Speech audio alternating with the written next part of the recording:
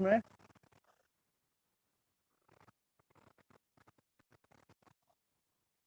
Okay, so next topic is physical example of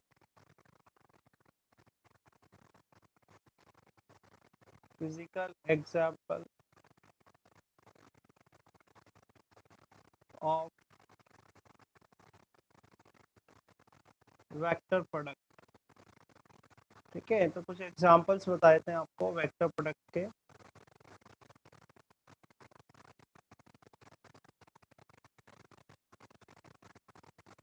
So first example is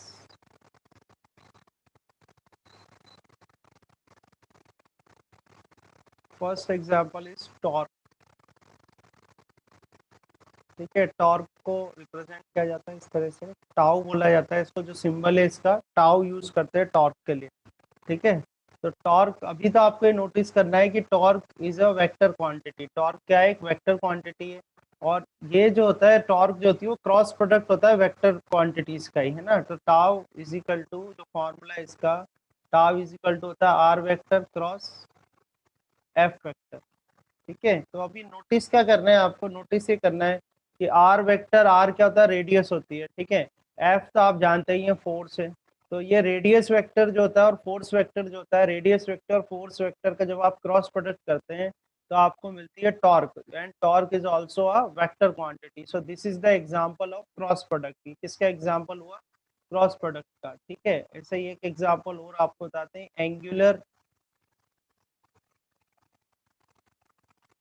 angular momentum. ठीक है, तो angular momentum देखो, angular momentum का क्या होता है?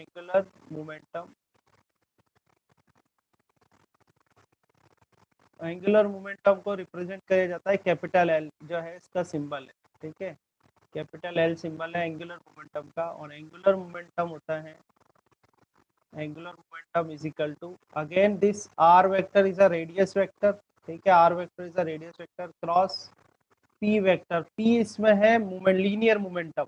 ठीक है, पी इसमें क्या होता है?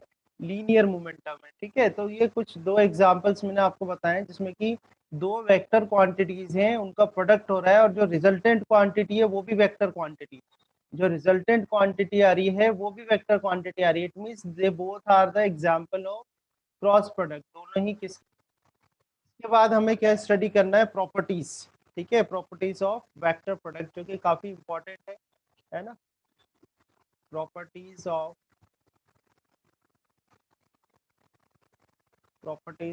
Vector product.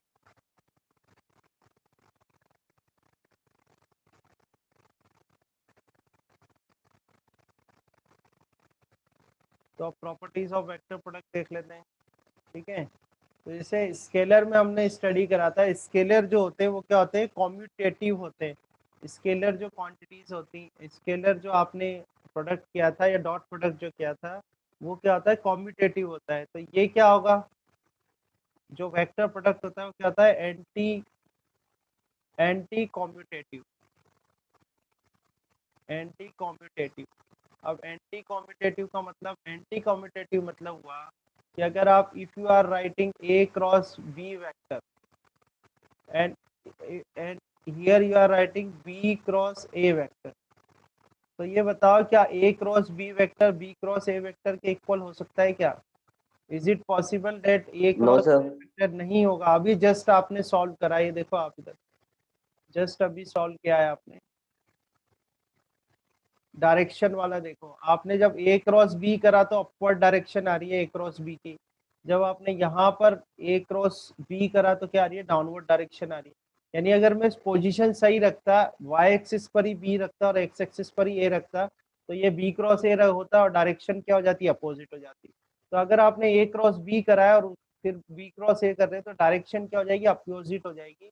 यानी यहाँ पर किसका साइन आ जाएगा? माइनस का साइन आ जाएगा। तो ये क्या होते हैं? एंटी कॉम्यूटेटिव होते हैं। क्या होते हैं? Anti commutative. ठीक है, सेकंड रूल जो था अपना वो था डिस्ट्रीब्यूटिव रूल। ठीक है, तो ये क्या होते हैं? वेक्टर प्रोडक्ट जो होते हैं डिस्ट्रीब्यूटिव होते हैं। Distributive over addition. ठीक है, डिस्ट्रीब्यूटिव ओवर एडिशन। और स्केलर में भी सेम ही था, जैसे आपको लिख दिया कि भाई ए वेक्टर है और ए वेक्टर आपको करना है A vector cross B vector plus C vector. ठीक है, ये सॉल्व करना है। तो कैसे करोगे, पहले ए का बी के साथ क्रॉस प्रोडक्ट करना, तो ए वेक्टर क्रॉस बी वेक्टर आ जाएगा। ठीक है, फिर प्लस का साइन आएगा, ये प्लस का साइन आ गया है ना। फिर ए का सी के साथ क्रॉस प्रोडक्ट होगा तो ए वेक्टर क्रॉस सी वेक्टर आ जाएगा। ठीक है, इसी में देखो हम ऐसे कर सकते हैं कि भाई A cross A vector cross B vector, अगर इसको हम C vector cross A vector कर दें तो यहाँ पर साइन किसका आ जाएगा, फिर माइनस का आ जाएगा। ठीक है, तो सेकंड समझ में आई इसकी property, it is distribute vector product की बात करते हैं, it is distributive over addition. Okay, now let's take C point. C जो प्रॉपर्टी है इसकी, जैसे इफ टू वेक्टर्स आर, ये केसेस हैं ठीक है ना, केसेस मेंशन कर रहा हूं मैं। इफ टू वेक्टर्स आर, इसमें आपको दिया हुआ है पैरेलल और एंटी पैरेलल। ठीक है, टू वेक्टर्स आर पैरेलल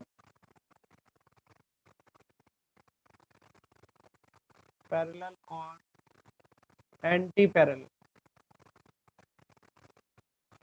ठीक है, तो उनका क्रॉस प्रोडक्ट क्या होगा, जैसे पैरेलल का ही केस ले लेते हैं।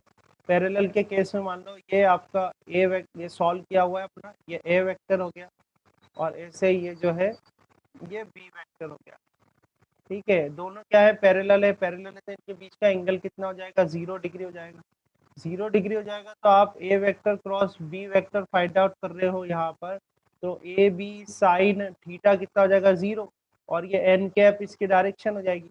अब साइन 0 तो 0 होता है, तो आंसर कितना आ जाएगा, 0 आ जाएगा। ऐसे ही अगर आप एंटी पैरेलल का केस देखें तो जैसे ये again I am denoting it A vector and this side I am denoting it b vector. Okay, and the angle between them is 180 degree, यानी पैरेलल वेक्टर्स है, ये सेम डायरेक्शन में जा रहे थे, ये अपोजिट डायरेक्शन में जा रहे हैं। ठीक है ना, तो यहाँ पर आप देखो थीटा कितना 180 डिग्री है, तो आप यहाँ A cross B vector if I find out then A B sine 180 degree. अब साइन 180 डिग्री भी 0 होता है, तो ये आंसर कितना आ जाएगा, 0 आ जाएगा। So in both the cases, your vector product will be equal to 0। दोनों ही केसेस में जो वेक्टर प्रोडक्ट है वो कितना आएगा, 0 आएगा। ठीक है, नेक्स्ट केस देखते हैं, नेक्स्ट प्रॉपर्टी देखते हैं इसकी। तो सी तक हो गया हमारे पास, डी। ठीक है, डी केस दे रखा है आपको, if if two vectors are if two vectors are mutually, ठीक है, if two vectors are mutually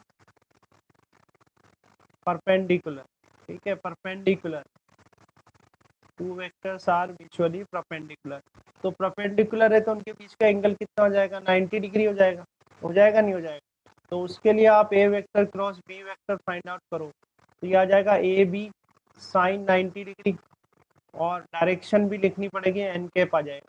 ठीक है, तो साइन 91 होता है, तो ये ए बी और एन कैप, इस तरह से आपको सॉल्यूशन आ जाएगा।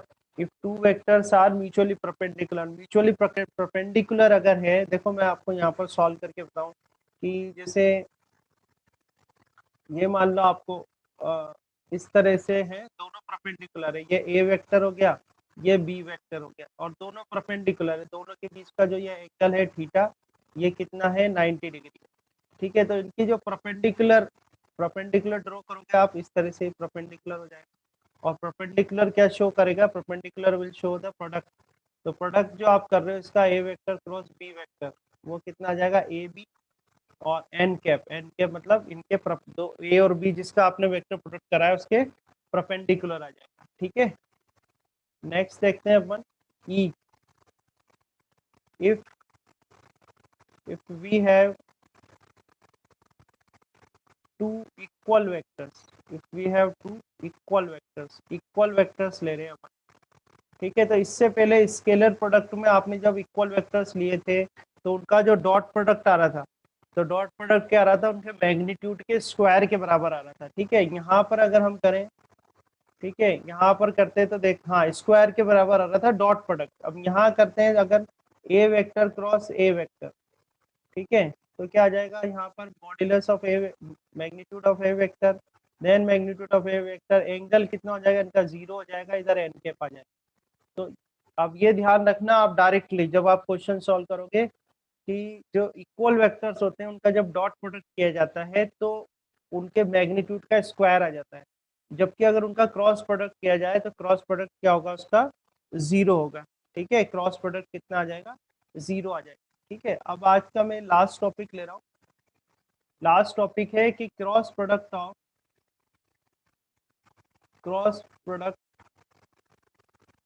Of unit vectors. ठीक है, इंपॉर्टेंट है, cross product of unit vectors.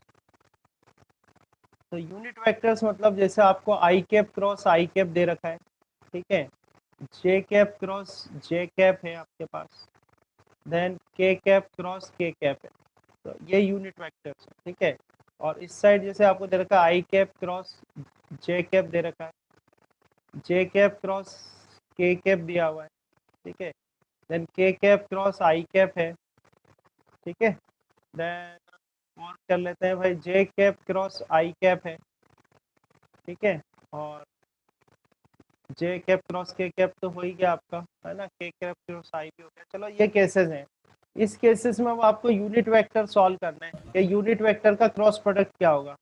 तो कौन बताएगा भाई, आई क्रॉस आई कितना आएगा? सर मैं बताऊं? हाँ बताओ, आई क्रॉस आई कितना आ जाएगा?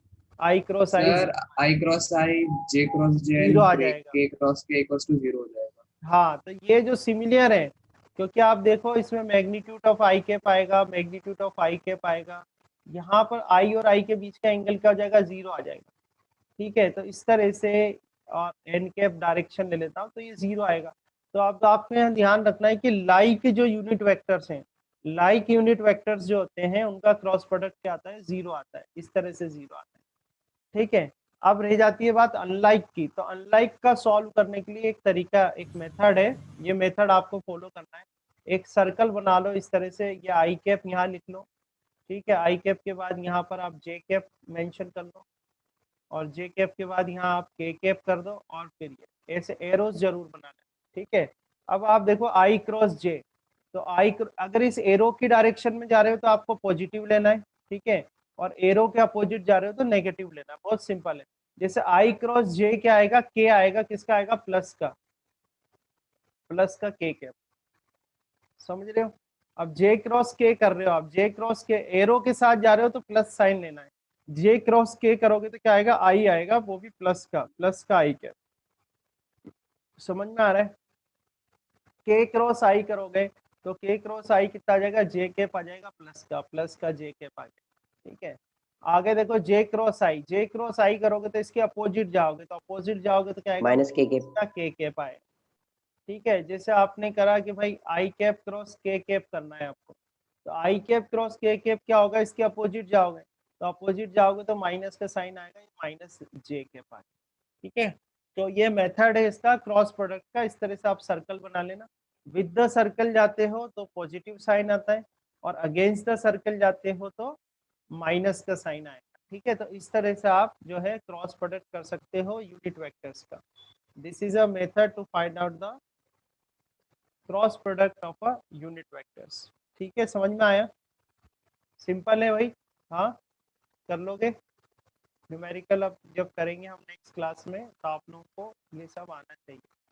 ठीक है, एक, ठीक है ना, इजी है ना। नेक्स्ट लेते हैं हम, नेक्स्ट प्रॉपर्टी, एफ तक कर लिया हमने, नेक्स्ट प्रॉपर्टी ले लेते हैं इसकी, जी। ठीक है, इसमें हम क्या करते हैं, हम इसका एंगल करते हैं, है ना। एंगल कैसे फाइंड आउट करोगे, तो देखो if theta is an angle between a vector and b vector, ठीक है, a vector and b vector, then जैसे आपको थीटा फाइंड आउट करना है इसके अंदर कि भाई थीटा क्या होगा। ठीक है, तो देखो आप a क्रॉस b वेक्टर किया जाए तो a vector cross b vector, तो ये आएगा आपके पास A B sine theta N cap आ जाएगा। ठीक है, अब इसमें हम इसका मैग्नीट्यूड लें कि भाई magnitude of A vector cross B vector. ठीक है, तो यहाँ भी आपका मैग्नीट्यूड आ जाएगा, है क्या नहीं?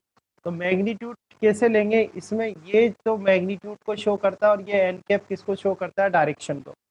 समझ रहे हो बात को? ए क्रॉस बी जब आप करते हो तो A B sine theta N cap लिखते हैं। इस A B sine theta N cap में जो ए बी साइन थीटा है वो तो क्रॉस प्रोडक्ट के मैग्नीट्यूड को शो करता है, और जो एन कैप है वो क्रॉस प्रोडक्ट की डायरेक्शन को शो करता है। तो हमने यहाँ पर मैग्नीट्यूड लेना है, तो मैग्नीट्यूड लोगे तो मैग्नीट्यूड क्या आ जाएगा आपके पास, ए बी साइन थीटा आ जाएगा। ठीक है, यहाँ से हमें साइन थीटा का फॉर्मूला निकालना है कि भाई साइन थीटा कितना होगा। तो साइन थीटा आ जाएगा आपके पास magnitude of A vector cross B vector. ठीक है, magnitude of A vector cross B vector and divide by A B मतलब magnitude of A and magnitude of B. So this is a formula to find out the angle between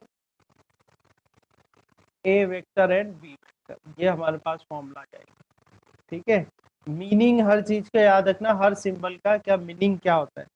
ठीक है, meaning क्या होगा ये आपको ध्यान देना चाहिए। अब इसको एक और प्रॉपर्टी में बता देता हूँ आपको, बस ये लास्ट है यार। जैसे आपको रेक्टेंगुलर कंपोनेंट दे रखे हैं ए वेक्टर के, आपको पता ही है रेक्टेंगुलर कंपोनेंट क्या होते हैं, ए एक्स आई कैप प्लस ए वाई जे कैप प्लस ए जेड के कैप। ठीक है, ऐसे ही बी वेक्टर दे रखा है आपको, तो बी वेक्टर क्या आ जाएगा आपका यहाँ पर, बी एक्स आई कैप प्लस बी वाई जे कैप प्लस बी जेड के कैप। ठीक है, अब आपसे कह दिया कि भाई ए क्रॉस बी बताओ, मैं ए क्रॉस बी क्या होगा। तो ए क्रॉस बी कैसे डिनोट करेंगे, देखना ए वेक्टर, ध्यान से देखना, A vector cross B vector. आपने डिटर्मिनेट्स पढ़े हैं क्या मैथ्स में, matrices and no determinant? Sir. नहीं पढ़े, ठीक है कोई बात नहीं, मैं सिखा दूंगा आपको। तो डिटर्मिनेट्स की फॉर्म में हमको इसको शो करना है। ठीक है, एक क्वेश्चन ले लेता हूँ मैं, रोहित ने करा है। सर लेफ्ट साइड मैग्नीट्यूड लगाया तो राइट साइड में भी लगेगा ना, तो ये तो ऑलरेडी मैग्नीट्यूड में ही है ना, ये तो क्वांटिटी ही मैग्नीट्यूड है। ये जो ए बी साइन थीटा ये तो खुद ही मैग्नीट्यूड को रिप्रेजेंट कर रहा है ना। ये मैग्नीट्यूड यहाँ लगाया तभी तो ये ए बी साइन थीटा लिखा ना। ठीक है, तो देखो क्या होता है, अब यहाँ पर आप जब क्रॉस प्रोडक्ट करोगे, आपको रेक्टेंगुलर कंपोनेंट में वेक्टर्स दे रखे हैं। ठीक है, तो अब आप जब यहाँ पर ध्यान से देखना भाई, जब आप इसका क्रॉस प्रोडक्ट करोगे तो इसको डिटर्मिनेट्स की फॉर्म में शो करते हैं। किस फॉर्म में शो करते हैं, डिटर्मिनेट्स की फॉर्म में। अब डिटर्मिनेट्स की फॉर्म में कैसे लिखते हूँ बताता हूँ मैं आपको, इस तरह से आपको डिटर्मिनेट्स को शो करते हैं। ये लगाया यहाँ पे, ठीक है, और सबसे पहले ऊपर लिख दोगे आप, यहाँ पर आप मेंशन करेंगे आई कैप, ध्यान से देखना बहुत इजी है, आई कैप जे कैप एंड के कैप। ठीक है, अब आपको ए क्रॉस बी कर रहे हो तो पहले ए वाला देखोगे, अगर बी क्रॉस ए कर रहे होते तो पहले बी वाला देखते हैं। ठीक है, तो ए क्रॉस बी कर रहे हो तो ए वाले में एक्स का कंपोनेंट देखो, यानी आई का मल्टीपल देखो, आई का मल्टीपल क्या है यहाँ पर, ए एक्स है। ए से ए वाले में जे का मल्टीपल देखो, वो कितना ए वाई है। ठीक है, के का मल्टीपल देखो वो कितना है, ए जेड है। समझ में आया? ऐसे बी के लिए देखो तो ये आ जाएगा बी एक्स, और ये आ जाएगा यहाँ पर बी वाई, और ये आ जाएगा बी जेड। आया समझ में? ठीक है, इस तरह से इसको मेंशन करते हैं। समझ में आया है ना? अब इसको सॉल्यूशन कैसे करते हैं, सॉल्व कैसे करोगे, तो सॉल्व करना भी बहुत इजी है। देखो मैं समझा देता हूँ आपको, वैसे तो मैं सोचा था नेक्स्ट क्लास में बताऊँ। देखो पहले आप बताओ, ज्यादा तो नहीं हो रहा ना, करवा दूं?